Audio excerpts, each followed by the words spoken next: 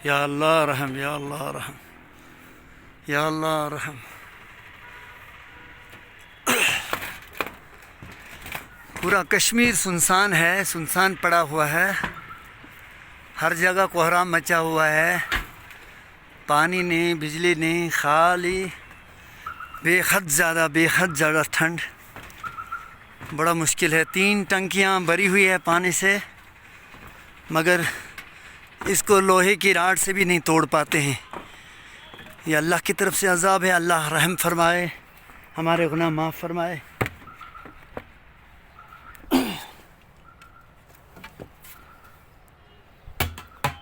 -10 है इस वक्त, -10।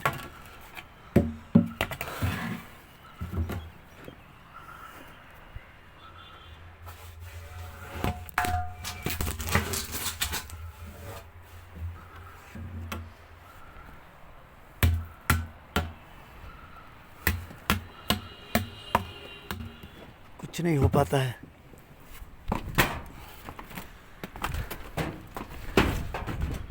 जो ये भाई, जिन भाइयों को ये वीडियो पहुंचेगा, उनसे गुजारिश है कि हमारे लिए दुआ करें।